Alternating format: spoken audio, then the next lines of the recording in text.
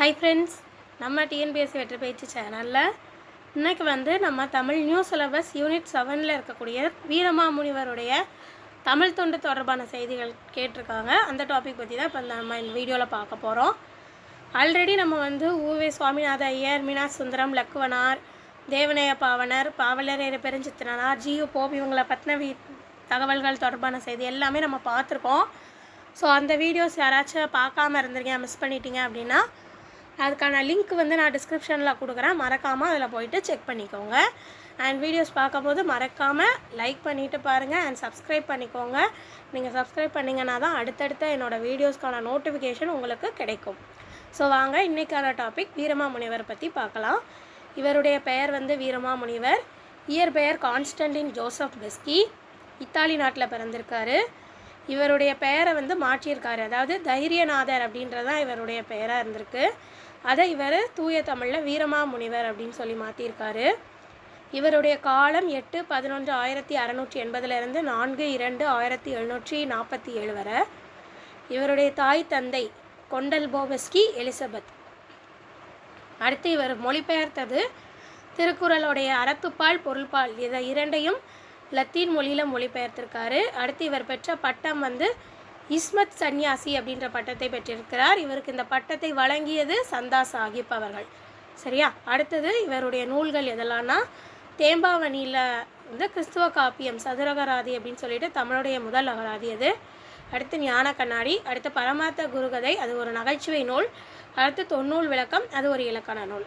அடுத்து கார்முக தனிக்கூசல் கடுத்தவள் வரக்கண் வென்ற சீர்முகத்திலவள் பின்னர் திறந்ததன் நாம வேளார் அப்படின்ற வரிகள் யாருடையதுன்னு கேட்டாங்கன்னா வீரமாமுனிவருடையது. அடுத்து தேம்பாவணி, இவருடைய நூல் 10th நியூ புக்கில் கொடுத்துருக்காங்க, பார்த்துக்கோங்க. அதில் உள்ள கொஷின்ஸ் பார்க்கலாம். அருளப்பன் அப்படின்னு குறிப்பிடப்படுவது திருமுழுக்கு யோவான். வீரமாமுனிவர் அருளப்பனுக்கு தன் காப்பியத்தில் இட்ட பெயர் என்னன்னா கருணையன். கருணையன் தாயாருடைய பெயர் எலிசபெத். கருணையன் தன் தாயுடன் எங்கு வாழ்ந்து வந்தார்னா கானகம். கானகம்னா காடு. வீரமாமுனிவர் திருச்சியை ஆண்ட எந்த மன்னரை சந்திக்க 2 மாதங்களில் உருதுமொழி கற்றார்? சந்தா சாஹிப். அதாவது சந்தா சாஹிப் திருச்சியை ஆண்ட மன்னர். அவரை பார்க்கணும் அப்படின்றதுக்காக வீரமாமுனிவர் 2 மாதத்தில் உருதுமொழியை பயின்றிருப்பார். ஓகேவா? அடுத்து வீரமாமுனிவருக்கு இஸ்மத் சன்னியாசி பட்டம் வழங்கியது சந்தா சாஹிப். இந்த சந்தா சாஹிப் தான் அவருக்கு இஸ்மத் சன்னியாசின்ற பட்டத்தை வழங்கியிருப்பார். அந்த இஸ்மத் சன்னியாசி அப்படின்ற பாரசீக சொல்லுக்கான பொருள் பார்த்திங்கன்னா தூய துறவி. அடுத்து உங்களுக்கு தேம்பாவணி நூலில் கொஞ்சம் சொற்பொருள் கொடுத்துருக்காங்க, அது பார்க்கலாம். புக்கில் உள்ளது தான்.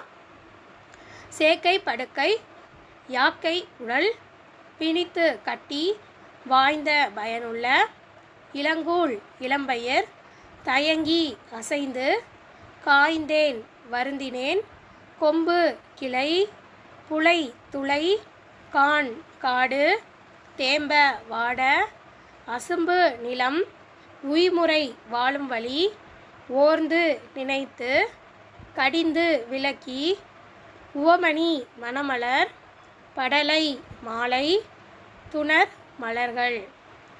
அடுத்தது தேம்பாவணியை தேம்பா கூட்டல் அணி என பிரித்தால் அதுக்கு பொருள் என்னென்னா வாடாத மாலை.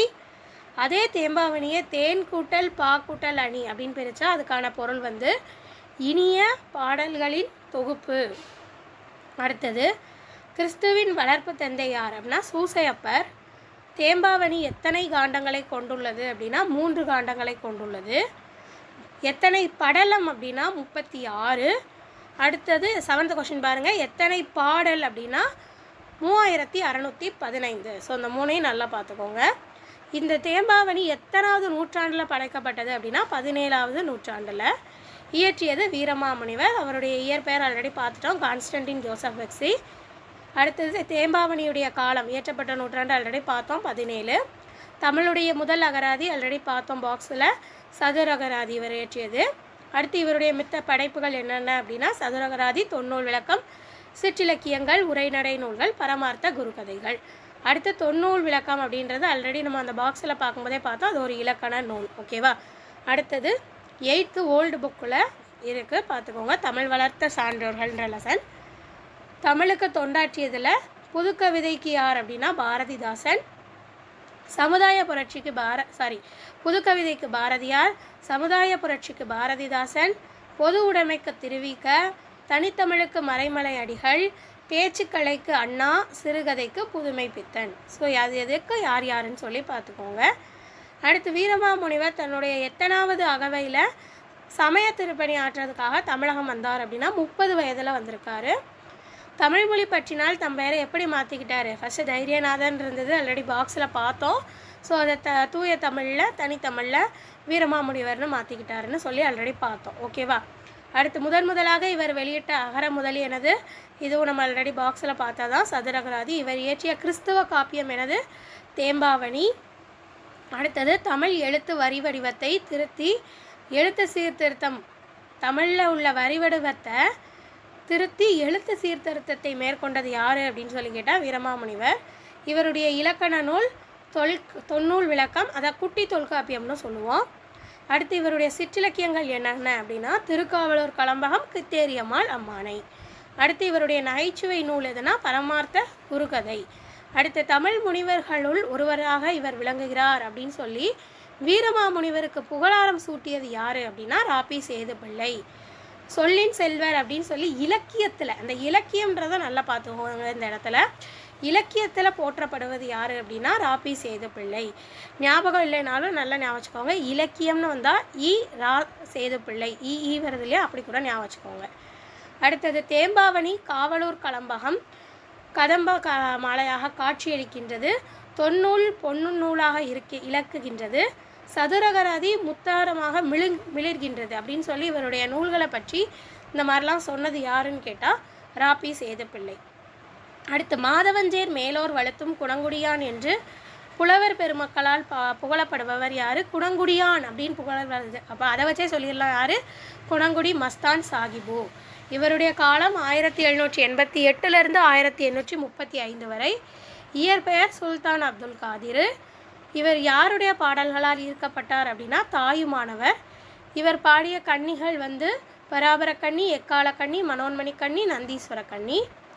திருத்தணி சரவண பெருமாள் குணங்குடி மஸ்தான் சாஹிப் மீது கொண்ட பற்றினால் பாடிய நூல் என்னது? நான்மணி மாலை. அதாவது நான்மணி மாலைன்றது பாடியது திருத்தணியை சேர்ந்த சரவண பெருமாள். அவர் குணங்குடி மஸ்தான் சாஹிப் மீது அவர் வைத்திருந்த பற்றின் காரணமாக பாடிய நூல் எது? நான்மணி மாலை. அடுத்து ஆறுமுக நாவலர். அவர் வாழ்ந்த காலம் 1822 1879 வரை. அவர் பிறந்த ஊர் யாழ்ப்பாணம் நல்லூர். இயற்பெயர் ஆறுமுகனார். எந்த ஆதித்தனார் ஆறுமுக நாவலருக்கு நாவலர், அதாவது ஆறுமுக நாவலருக்கு நாவலர் அப்படின்ற பட்டத்தை சூட்டியது யார்? திருவாவடுதுறை, அதை சேர்ந்த ஆதித்தனார். ஓகேவா? அடுத்தது முதலில் இலக்கண வலுவற்ற தூய்மையான எளிய தமிழ் உரை நடையை கையாண்டது யாருன்னா ஆறுமுக நாவலர். இவருடைய வசன நடை கைவந்த வல்லாளர் அப்படின்னு சொல்லி இவரை பாராட்டினது பருதிமார் கலைஞர். அடுத்து இந்த ஆறுமுக நாவலருடைய அச்சுக்கூடம் அமைத்த இடம், இவர் அச்சுக்கூடம் அமைத்த இடம் எதுன்னு கேட்டால் சென்னை. இவர் பதிப்பித்த இலக்கிய நூல்கள் பாரதம், பெரிய புராணம், கந்த புராணம், திருக்குறள், பரிமேலழகர் உரை. இவர் பதிப்பித்த இலக்கண நூல்கள் எதெல்லாம் கேட்டால் இலக்கண வினாவிடை, இலக்கண சுருக்கம், நன்னூல் விருத்தியுரை, நன்னூல் காண்டிகையுரை, இலக்கண கொத்து, இலக்கண சூறாவளி. அடுத்தது 8th ஓல்டு தமிழ் புக்கில் தேம்பாவணி சில கொஷின்ஸ் இருக்குது, அதுவும் பார்த்துக்கோங்க. முகைசை மேனி தழுவிமுத் திட்டலும் குகைசெய் இன்பல கோலமிட் பொடத்ததே. இப்பாடல் தேம்பாவணியின் எந்த படலத்தில் அமைந்திருக்கு அப்படின்னு கேட்டால் மகவருள் படலம். 36 படலங்கள் இருக்குதுன்னு சொல்லி ஆல்ரெடி நம்ம பார்த்தோம் இல்லையா? ஸோ அந்த 36 படலத்தில் ஒரு படலம் மகவருள் படலம், அதில் இந்த பாடல் இருக்குது. அடுத்து வீரமாமுனிவர் அறிந்த மொழிகள் எதெல்லாம்னா இத்தாலியம், லத்தீன், கிரேக்கம், எபிரேயம், தமிழ், தெலுங்கு, சமஸ்கிருதம். இவர் இயற்றிய பிற நூல்கள் பரமார்த்த குருகதை, திருக்காவலூர் கலம்பகம், ஞானோபதேசம், கித்தேரியம்மாள் அம்மானை. தேம்பாவணியுடைய பாட்டுடை தலைவன் சூசையப்பர். கிறிஸ்தவ சமயத்தாரின் கலைக்களஞ்சியம் என அழைக்கப்படுவது தேம்பாவணி.